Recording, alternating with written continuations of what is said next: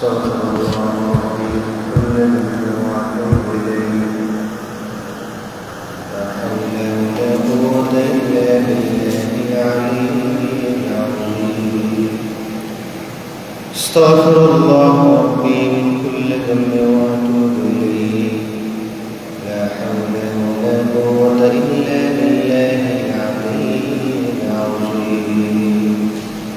ربي زدني علما. رب اشرح لي صدري ويسر لي امري واحلل عقدة من لساني يفقهوا قولي. الحمد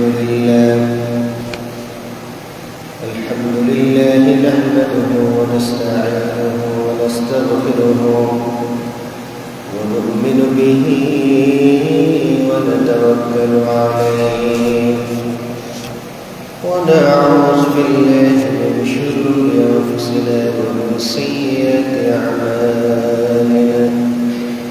من يهده الله فلا مضل له ومن يضلله فلا هادي له.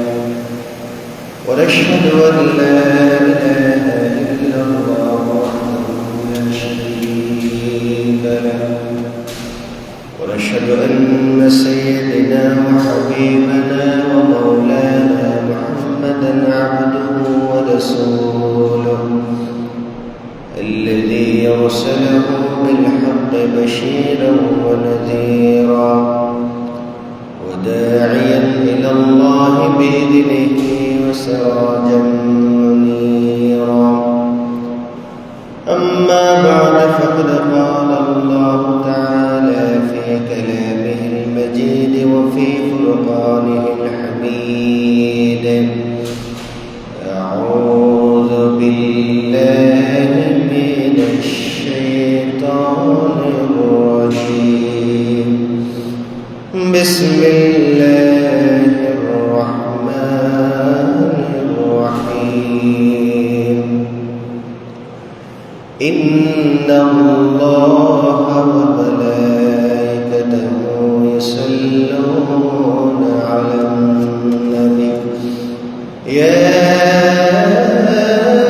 أيها الذين آمنوا صلوا عليه وسلموا تسليما. صلى الله على سيدنا محمد وآله وصحبه وسلم. صلى الله على سيدنا محمد وآله وصحبه صلاة يا رسول الله عليكم سلام يا حبيب الله.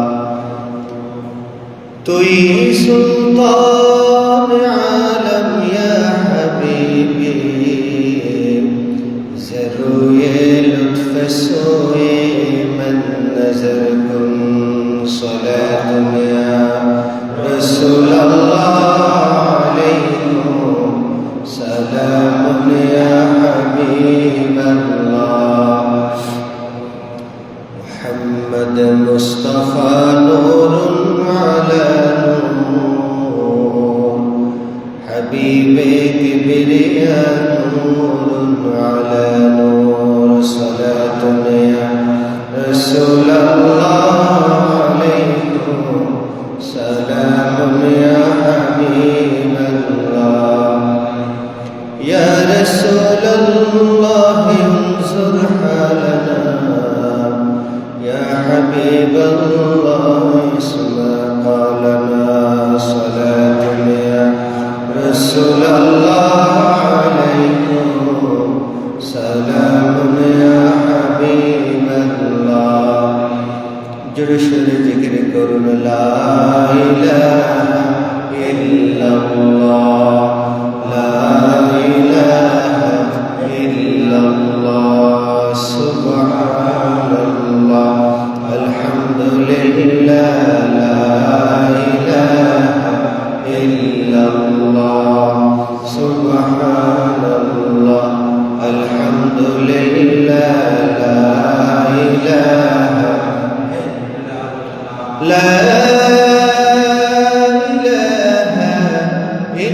ইল্লাল্লাহ মুহাম্মাদুর রাসূলুল্লাহ সাল্লাল্লাহু আলাইহি ওয়াসাল্লাম। মুহতারামুল মাকাম, ওয়াজিবুল ইহতারাম, আল্লাহর মসজিদে আগত পত্র এলাকার সম্মানিত দিনদার ইমানদার বারাদার ইসলাম, পর্দার পর্দা মহিষীর আমার সম্মানিত মা ও বোনেরা, প্রতি জুমার নেই আল্লাহ এবং তার রাসূলের সকল ভাষায় আপনাদের সকলকে সালাম জানাচ্ছি। আসসালামু আলাইকুম ওয়া রাহমাতুল্লাহি ওয়া বারাকাতুহু।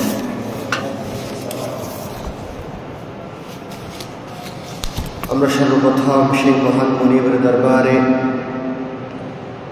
লাখো কোটি সুজুদ এবং শুকর গুজার হচ্ছে, যিনি আমাদেরকে সপ্তাহের সর্বশ্রেষ্ঠ দিন পবিত্র ইয়াউমুল জুমআয় আল্লাহর ঘর মসজিদে আসার, বসার, কোরআন এবং হাদিস থেকে কিছু কথা বলার, কিছু কথা শ্রবণ করার যে মুনিব, যে মালিক আমাদেরকে সুযোগ করে দিয়েছেন, ওই মালিকের আলিশ দরবারে কালিমাতুশ শুকর আদায় করছি। জবান ছেড়ে মুহাব্বত, ভালোবাসা বুকে ধারণ করে আমরা সকলেই পড়ি আলহামদুলিল্লাহ।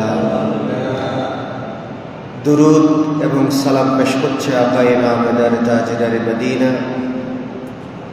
মা মনের নয়নের মণি, নিপীড়িত নির্যাতিত মানুষের মুক্তির একমাত্র মহান ব্যক্তিত্ব, সর্বকালের সর্বযুগের সর্বশ্রেষ্ঠ মহামানব, বিশ্বসভার সভাপতি, সরকারে দু আলম, নূরে মুজাসসাম, নবী কুল শিরমুল শাফায়াতের কান্ডারি নবী, দু জাহানের বাদশা নবী হযরত মুহাম্মদ মুস্তাফা সাল্লাল্লাহু আলাইহি ওয়াসাল্লাম এবং তার পরিবার পরিজনের প্রতি। সম্মানিত মুসল্লিয়ান আযম, আলোচনায় যাওয়ার আগে আমরা এই মাসের দিন তারিখগুলো জেনে নিই। বিশেষ করে আরবি মাস মুহররম মাস শেষ করে আরবি দ্বিতীয় মাস সফর মাসের আজকে প্রথম জুমা, 6 সফর, শুক্রবার, বাংলা শ্রাবণ মাসের আজকে 17 তারিখ, ইংরেজি মাস 1 আগস্ট শুক্রবার। আল্লাহ সুবহানাহু ওয়া তাআলা আমাদেরকে তার অত্যন্ত দয়া মেহেরবানিতে প্রতি জুমার নেই আরেকটি নতুন জুমায় আমরা যে তার গোলাম হিসেবে, তার বান্দা হিসেবে তার ঘরে এসে হাজিরা দেওয়ার আমাদের সুযোগ হয়েছে। এই জন্য আল্লাহর দরবারে দ্বিতীয়বার আবারও শুকরিয়া আদায় করি, সকলে পড়ি আলহামদুলিল্লাহ। আমরা আল্লাহর শুকরিয়া বেশি বেশি আদায় করব।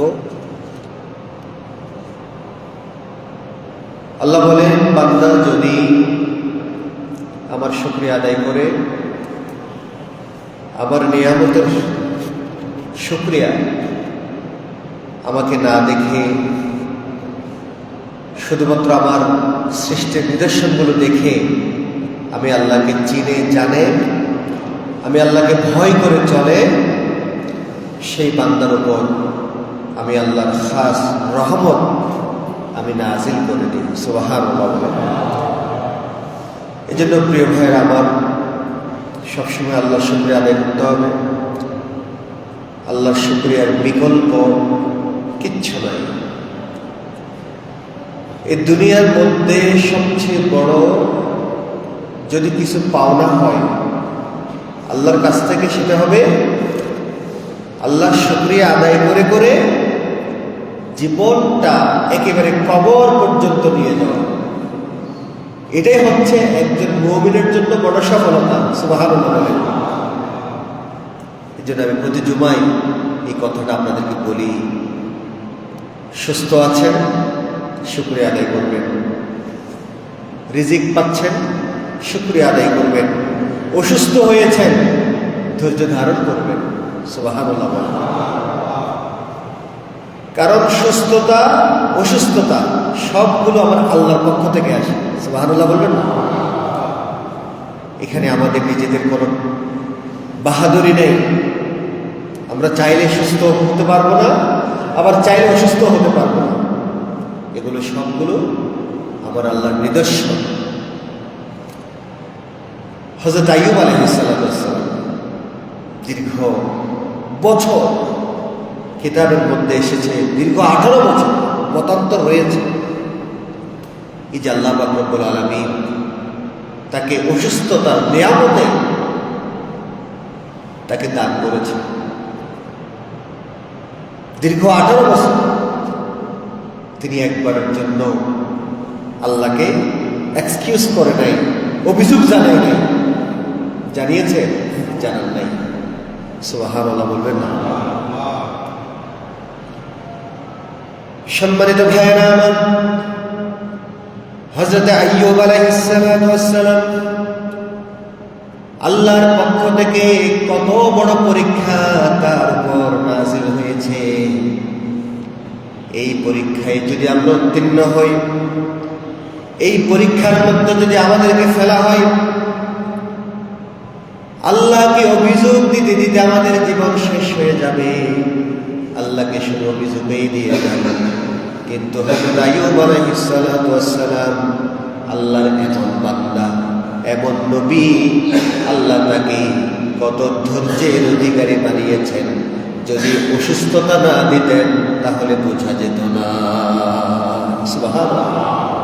আমরা বুঝতে পারতাম না, তাকে যদি অসুস্থতা না দিত তিনি যে কত ধৈর্যশীল বান্দা ছিলেন এটা আমরা বুঝতাম না। পেয়ারা হাজিরিন, হযরত আইয়ুব আলাইহিস সালাম দীর্ঘ 18 বছর এই কঠিন জটিল রোগের মধ্যে আল্লাহ তাকে পতিত করেছিল।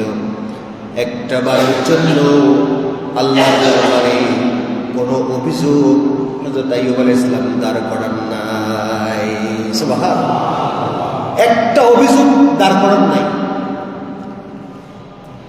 পুরো শরীর এমন পোকার দ্বারা অসুস্থতা বানিয়ে দিয়েছেন, যেই পোকা পুরো মাংসগুলো খেতে খেতে খেতে খেতে পুরো শরীরের মাংস কোনো অবশিষ্ট নাই, একেবারে হাড্ডি, শুধু হাড্ডিগুলো বেঁচে আছে। এমন সময় পোকা গোস্ত খেতে খেতে, মাংস খেতে খেতে যখন জিহ্বার মধ্যে চলে আসলো, তখন হযরত আইয়ুব আলাইহিস সালাম ওই মুহূর্তে আল্লাহর কাছে চেয়েছেন। ওই মুহূর্তে আল্লাহর কাছে চেয়েছেন, ইয়া রাব্বুল আলামিন, দীর্ঘ 18টি বছর আমাকে তুমি অসুস্থ বানিয়েছ, একটি বারের জন্য তোমার কাছে অভিযোগ দেই নাই, বরঞ্চ আমি শুকরিয়া আদায় করেছি, ধৈর্য ধারণ করেছি। রব্বুল আলামিন, এই যে পোকা এখন জিহ্বা ধরে ফেলল, এই জিহ্বা যদি খেয়ে ফেলে, আমি আইয়ুব আলাইহিস সালাম তুমি আল্লাহকে রব হিসেবে কিভাবে ডাকবো? সুবহানাল্লাহ। তুমি আল্লাহকে, তুমি রবকে আমি আল্লাহ কিভাবে ডাকবো? আমি তোমার জিকির কিভাবে করবো? সুবহানাল্লাহ। ও আল্লাহ, তুমি আমার জিহ্বাটাকে এই পোকা থেকে বাঁচাও। এই একবার সাহায্য চেয়েছি। সুবহানাল্লাহ বলে। কেন? আমি আইয়ুব আলাইহিস সালাম যাতে তুমি রবকে আল্লাহ বলে ডাকতে পারি, তুমি আল্লাহকে যাতে আমি জিকির করতে পারি। সুবহানাল্লাহ। সেই আইয়ুব আলাইহিস সালাম নজরানা পেশ করেছে। এত অসুখ হওয়ার পরও একটি মানুষ কিভাবে এত ধৈর্য ধরতে পারে? সুবহানাল্লাহ বলবেন। সুতরাং আমার ভাইয়েরা, সুস্থ থাকলে শুকরিয়া আদায় করব, অসুস্থ হলে ধৈর্য ধারণ করব, ধৈর্য ধারণ করতে হবে। কারণ আল্লাহর বান্দাদেরকে পরীক্ষায় ফেলেন। কাদেরকে? যাদেরকে আল্লাহ বেশি মহব্বত করে। সুবহানাল্লাহ বলবেন না? এই যে অসুখ বিসুখ, এগুলো আল্লাহর নিয়ামত। অসুখ আল্লাহর পক্ষ থেকে আসে, সুস্থতা আল্লাহর পক্ষ থেকে। আল্লাহর বান্দাকে আল্লাহ যত বেশি মহব্বত করে, আল্লাহ তাকে বেশি রোগ বালাই দেয়, পরীক্ষায় ফেলে। সুবহানাল্লাহ।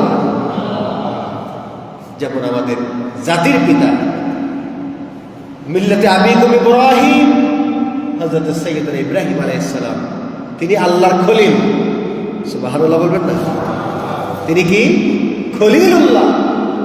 আল্লাহ তাকে খলিলুল্লাহ উপাধি দিয়েছেন, আল্লাহর বন্ধু।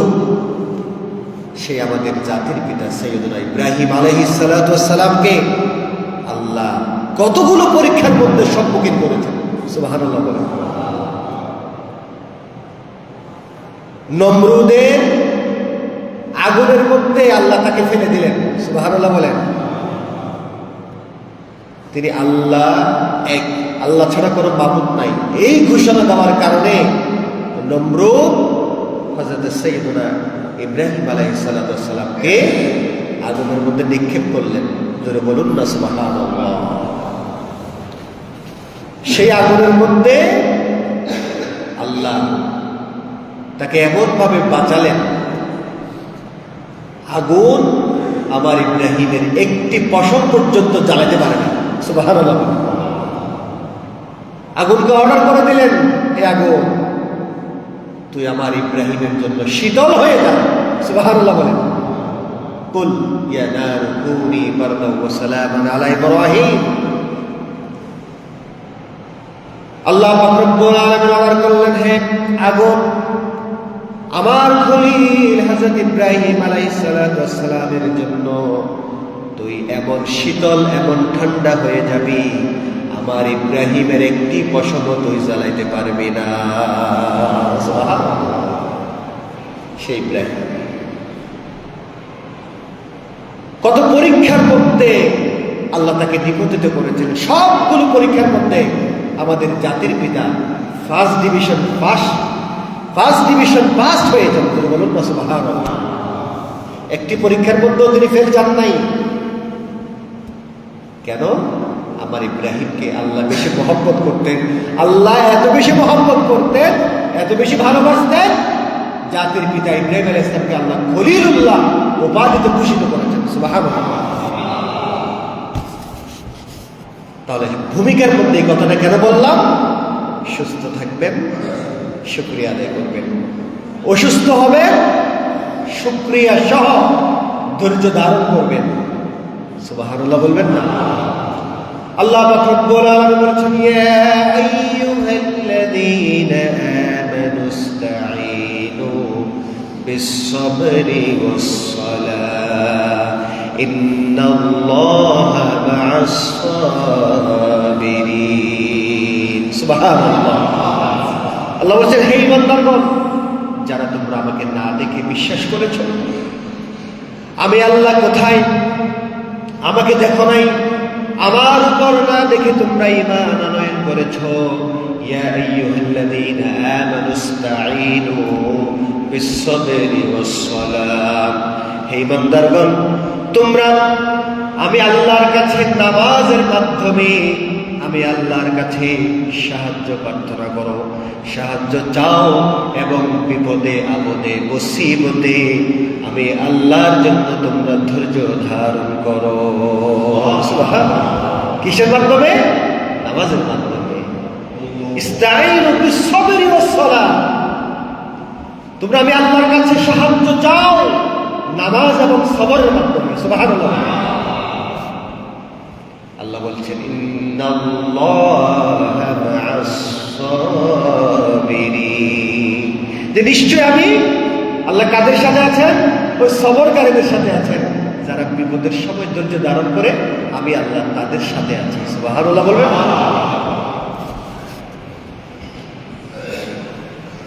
আল্লাহ পাক রব্বুল আলামিন আমার নবী, আপনার নবী, দু জাহানের বাদশাহ নবীকে বললেন, হে নবী, আপনাকে আমার বান্দারা জিজ্ঞাসা করতে পারে,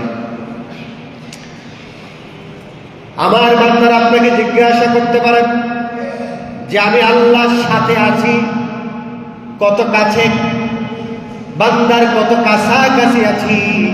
নবী আপনাকে জিজ্ঞেস করতে পারে, আপনি কি বলবেন? আপনি কি বলবেন? আল্লাহ পাক রব্বুল আলামিন কোরআনের আয়াতের মধ্যে বলে দিয়েছেন, ওয়াইদা সালাকা ইবাদি আন্নী করিব। সুবহানাল্লাহ। আমার বান্দারা যখন আপনি নবীকে জিজ্ঞেস করবে যে আমি আল্লাহ কোথায় আছি, আমি আল্লাহ কোথায় আছি, হে নবী আপনি বলে দিবেন আন্নী করিব, আমি আল্লাহ রব্বুল আলামিন বান্দার এত কাছে, এত কাছে, বান্দার মাথা থেকে গর্দানের শাহির যত কাছে, তার চেয়ে আমি আল্লাহ রব্বুল আলামিন বান্দার তত কাছে। সুবহানাল্লাহ। ওয়াইযা সালাকা ইবাদি আন্নী করিব উজিবু দাওয়াতিদ দা, যখন বান্দা আমাকে ডাকে আমি সাথে সাথে আমার বান্দার ডাকে সাড়া দিয়ে দিই। যদি বলুন না সুবহানাল্লাহ। আমি বান্দার ডাকে সাড়া দিয়ে দিই। এই জন্য আমার ভাইয়েরা, আল্লাহকে বেশি স্মরণ করবেন, আল্লাহ আপনাকে স্মরণ করবেন। আল্লাহকে বেশি ডাকবেন, আল্লাহ আপনাকে ডাকবেন। সুবহানাল্লাহ। এই কথাগুলো বেশি জরুরি, আমরা ভুলে যাই।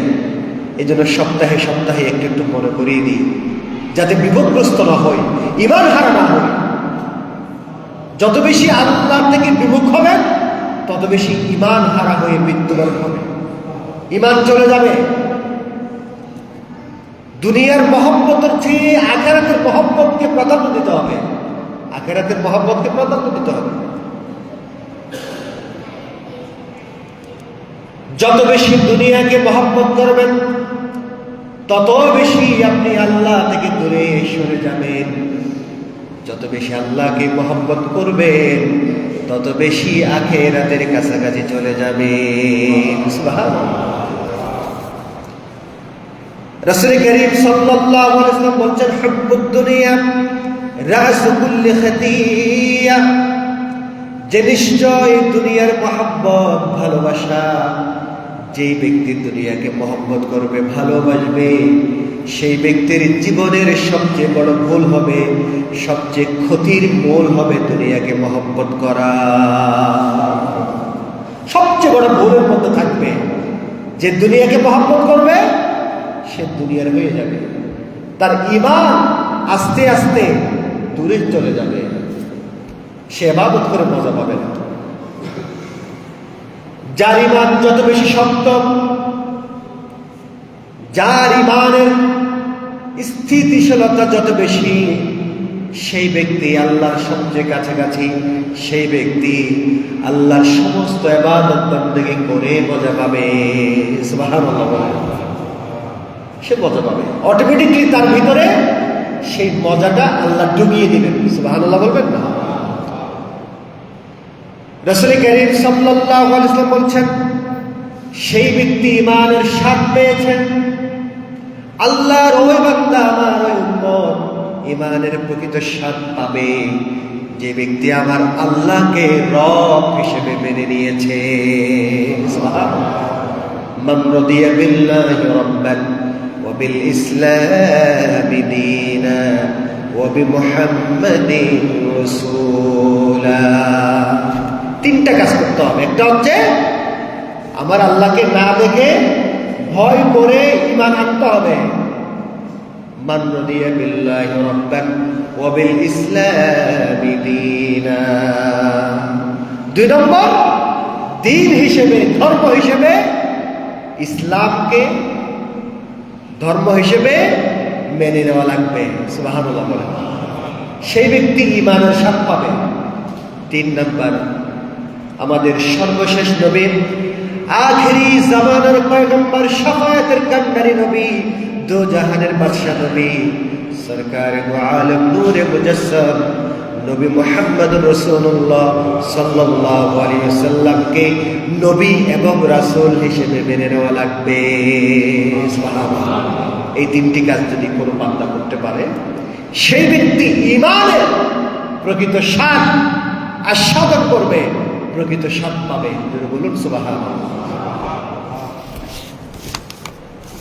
এই জন্য আমার ভাইয়েরা, সেই প্রকৃত স্বাদ পাওয়ার জন্য প্রকৃত মুসলমান হওয়া লাগবে। সুবহানাল্লাহ বলবেন না? আল্লাহ পাক রব্বুল আলামিন বলছেন, ইয়া আইয়ুহাল্লাযীনা আমানু তাকুল্লাহ হাক্কা তুকাতিহি ওয়া লা তামুতুন্না ইল্লা ওয়া আনতুম মুসলিমুন। সুবহানাল্লাহ। আল্লাহ বলছেন, হে ইয়া আইয়ুহাল্লাযীনা আমানু, ও ঈমানদারগণ, যারা আমি আল্লাহর উপর ঈমান এনেছো, ইত্তাকুল্লাহ, আমি আল্লাহকে ভয় করো। আল্লাহ আমি আল্লাহকে ভয় করো, হাক্কা তুকাতিহি, যেভাবে ভয় করা দরকার। সুবহানাল্লাহ বলবেন না? যেভাবে ভয় করা দরকার। এই কথার মধ্যে একটি গুরুত্বপূর্ণ কথা আল্লাহ ঢুকিয়ে দিয়েছেন। যেভাবে ভয় করা দরকার মানে, ধরেন আমি নামাজও পড়ি, রোজাও রাখি, আবার ঘুষও খাই, মিথ্যা কথাও বলি, তাহলে এই আয়াতের ব্যাখ্যার মধ্যে আমি বললাম না, মানে আমি আল্লাহকে যেভাবে ভয় করা দরকার সেভাবে করছি না। আমি ভালো কাজও করছি, খারাপ কাজও করছি, তাহলে আমি আল্লাহর সেই ঈমানদার ব্যক্তি হতে পারি নাই। আমার চরিত্র কি? মুনাফিকের চরিত্র, ঠিক না? সবচেয়ে বড় মুনাফিক ছিল আব্দুল্লাহ ইবনে উবাই ইবনে সুলুল। তিনি আল্লাহর নবীর পিছনে নামাজ আদায় করতেন। কি করতেন? আল্লাহর নবীর পিছনে একত্র নামাজ এসে বাদ দেয় নেই, কিন্তু চুপি চুপি গিয়ে বেঈমানের সাথে হাত মিলিয়েছে, আবু জাহেলের সাথে হাত মিলিয়েছে। ভাবতো না আমি এমনি ওদের দলে না, আমি তোমার দলে। নাউজুবিল্লাহ বলবেন না? আমি এমনি যাই, খবরাখবর নিয়ে আসি, আমি মুহাম্মদের কেউ না। নাউজুবিল্লাহ বলবেন না? ইবাদত করতো, কিন্তু চুপি চুপি এই জালেমদের সাথে হাত মিলানোর কারণে মুনাফিক হিসেবে আল্লাহর দরবারের লিস্টে নাম উঠে গেছে। নাউজুবিল্লাহ বলবেন না? এবং তার মৃত্যু হয়েছে মুনাফিকের মৃত্যু, সে জাহান্নামে যাবে। এটা হওয়া যাবে না। তাহলে আল্লাহ বলছেন, হাক্কা তুকাতিহি, সেভাবে ভয় করো যেভাবে ভয় করলে আমি আল্লাহ তোমার উপর রাজি খুশি থাকবো। সুবহানাল্লাহ বলেন। বুঝতে পেরেছেন? খুবই গুরুত্বপূর্ণ কথা। আল্লাহ বলছেন, যারা আমার উপর ঈমান এনেছ, তোমাদের প্রথম কাজ আমি আল্লাহকে ভয় করে চলো। 2, নৌকায় পা দেওয়া যাবে না। 1, নৌকায় পা দিতে হবে, না হয় ভালো কাজ করো, না হয় খারাপ কাজ করো, যে কোনো একটা করো। ফয়সালা তো দুটেই, ভালো কাজ করলে জান্নাত, খারাপ কাজ করলে জাহান্নাম। সুতরাং আমাদেরকে ভয় করতে হবে, যেভাবে ভয় করলে আল্লাহ খুশি হবেন, যেভাবে ভয় করলে আমার আল্লাহ আমার উপর রাজি হবেন, সেভাবে ভয় করা লাগবে। একটু উদাহরণ দেব। যেমন আপনি 5 ওয়াক্ত নামাজ পড়েন, ভালো কাজ, আবার একটা বড় অফিসের চাকরি করেন, আপনি অ্যাডমিনিস্ট্রেশনের দায়িত্বে আছেন, ম্যানেজার হতে পারেন, লোক বল নিয়োগ দেন।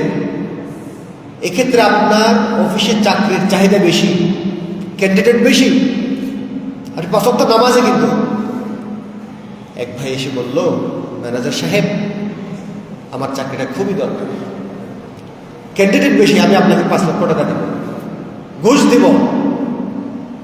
এই আপনার পরীক্ষাটা এখানে, আপনার পরীক্ষাটা এখানেই। হাক্কা তুকাতিহি, আপনি আল্লাহকে ভয় করছেন কিনা? কারণ ঘুষ নেওয়া অপরাধ।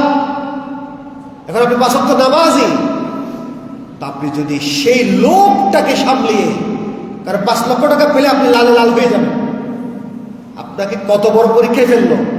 এখন আপনি যদি সেটা চোখ বুঝে আপনি আপনি সেটাকে রিজেক্ট করতে পারেন, প্রত্যাখ্যান করতে পারেন, যে কেউ না দেখো, তুমি যে টাকা দিবা এই টাকা তো ঘুষ, এটা তো অন্যায়, এই কাজটা আমার আল্লাহ দেখছেন, আমার আল্লাহ দেখছেন, সুতরাং আমি এটা রিজেক্ট করলাম। সুবহানাল্লাহ, আমি রিজেক্ট করলাম, আমি চাইলে তোমাকে এমনি চাকরি দেবো, টাকা লাগবে না। সুবহানাল্লাহ বলবেন না? কেন? সে আল্লাহর ভয়ের কারণে, কারণ এই 5 লক্ষ টাকার কারণে আমাকে জাহান্নামে যাওয়া হয়। একটা উদাহরণ দিলাম, এই আয়াতের মধ্যে আল্লাহ বলছেন, ইয়া আইয়ুহাল্লাযীনা আমানু তাকুল্লাহ হাক্কা তুকাতিহি, হাক্কা তুকাতিহি, ও আমার বান্দা, তোমরা গোপনে কি করো,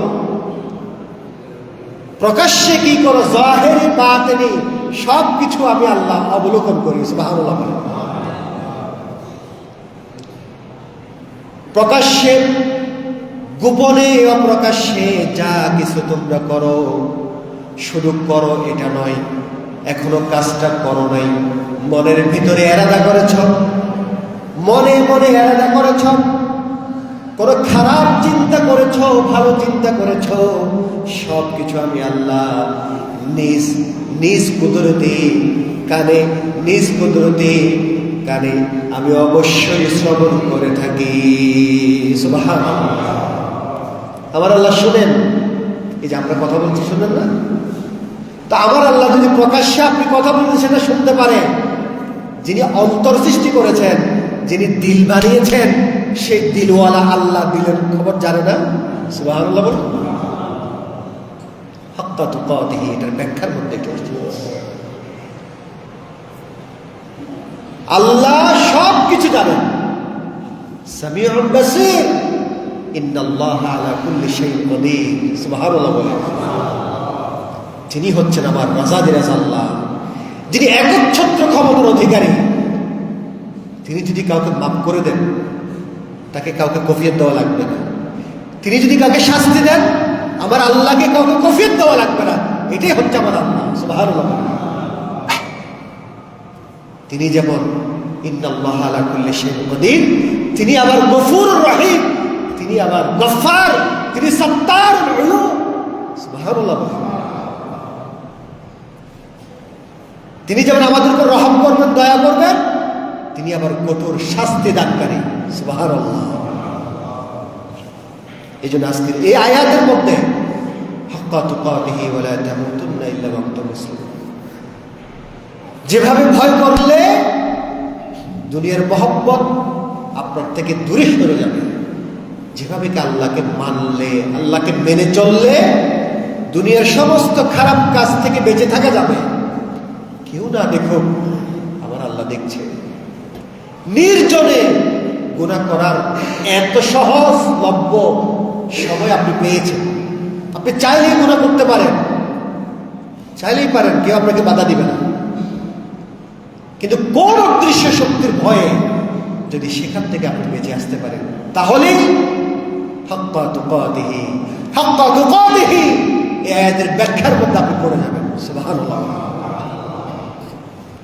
ইয়া আইয়ুহাল্লাযীনা আমানু তাকুল্লাহ, হে ইমানদারগণ, যারা আমার উপর ঈমান এনেছে। শুধু ঈমান আনলেই তুমি জান্নাতে যাবে এমনটি নয়। হাক্কা তুকাতিহি ওয়া লা তামুতুন্না ইল্লা ওয়া আনতুম মুসলিমুন, যে মুসলমান না হয়ে কবরের মধ্যে আসিও। সুবহানাল্লাহ। কত বড় কথা! এই বান্দাকে বাঁচানোর জন্য, জান্নাতে দেওয়ার জন্য আল্লাহ সমস্ত রাস্তা বাতলিয়ে দিয়েছেন। সুবহানাল্লাহ। কোনো একটা রাস্তা তিনি উজ্জ্বল রাখেন নাই, গোপন রাখেন নাই। কিভাবে আমরা চলবো, কিভাবে ভাত খাবো, কিভাবে বাথরুমে যাব, সব কিছু, কিভাবে বাজার করব, কিভাবে চাকরি করব, কিভাবে সবভাবে চলবো, সব কিছু আল্লাহ বাতলিয়ে দিয়েছে। মানার দায়িত্ব আপনার আমার। রাস্তাগুলো দিয়ে দিয়েছেন, পরীক্ষার প্রশ্নও দিয়ে দিয়েছেন, উত্তরও দিয়ে দিয়েছেন। যেটা বলুন না সুবহানাল্লাহ। প্রশ্নও দিয়ে দিয়েছেন, উত্তরও দিয়ে দিয়েছেন। তো এখন কথা হলো, প্রশ্ন উত্তর পাওয়ার পরেও আমরা বেমালুম আল্লাহর প্রশ্ন উত্তরকে তোয়াক্কা করি না, আমরা আমাদের মতো চলি।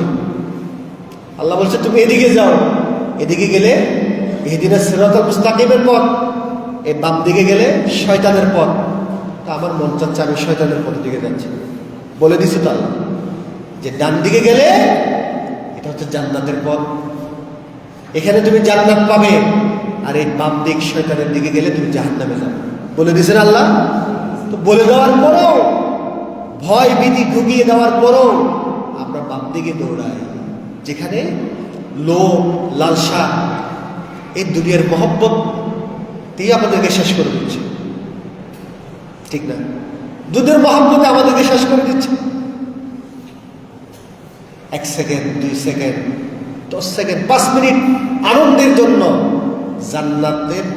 জান্নাতকে বাদ দিয়ে জাহান্নামটাকে ক্রয় করে নিচ্ছে। ঠিক জানা কত সহজ বিষয় হয়ে গেছে এখন জানা। এই জানা এটা আল্লাহ হারাম করে দিয়েছে, কোরআনে বলে দিয়েছেন এটা ফাহশা ওয়াল মুনকার। এই জানার কাছে তো দূরে দূরে জানা, দূরেও যেও না।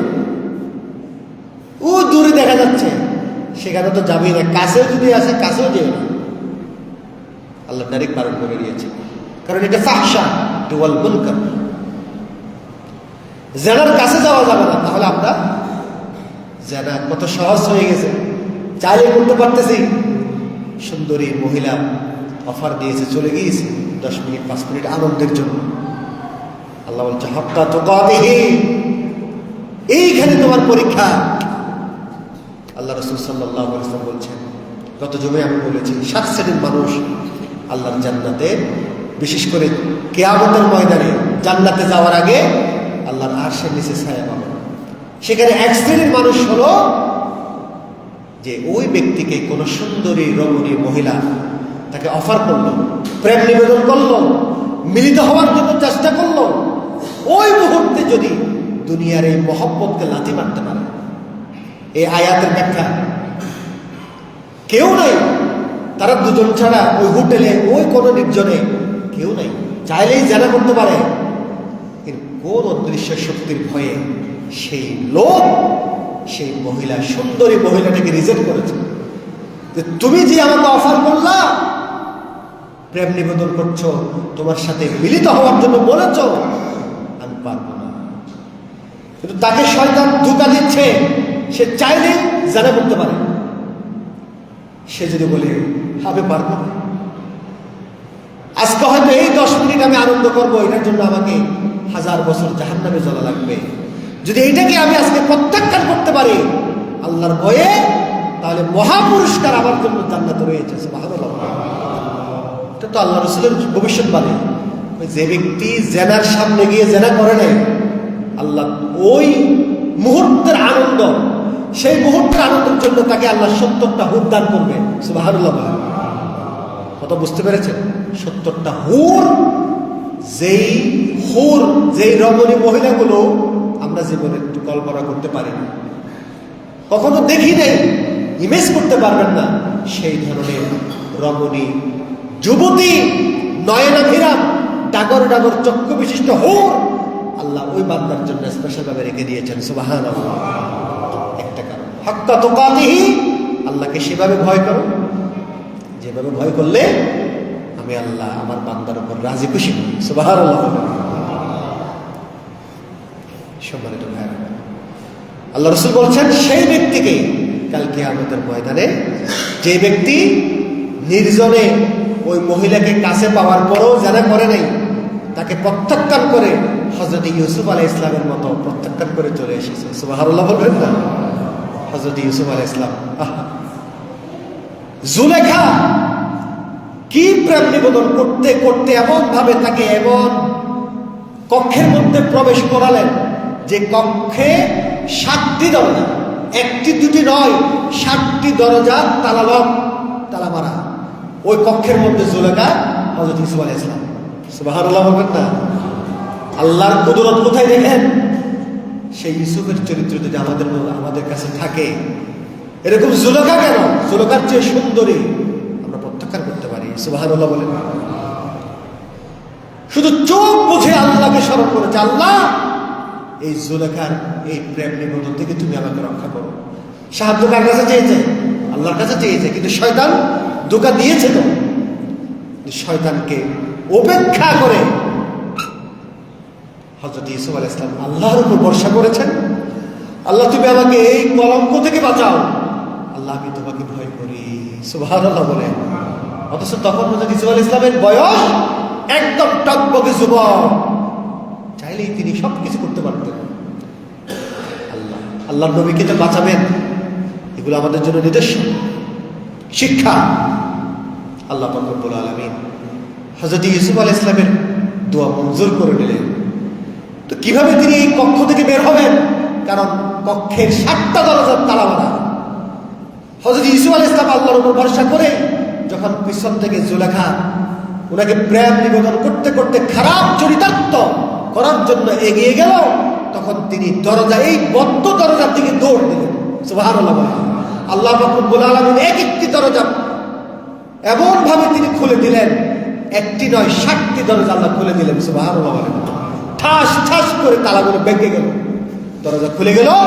হযরত ইউসুফ আলাইহিস সালাম দৌড় দিয়ে তিনি দরজা দিয়ে চলে গেলেন। সুবহানাল্লাহ। তাহলে সেই আল্লাহ এখন আছে না? আছে।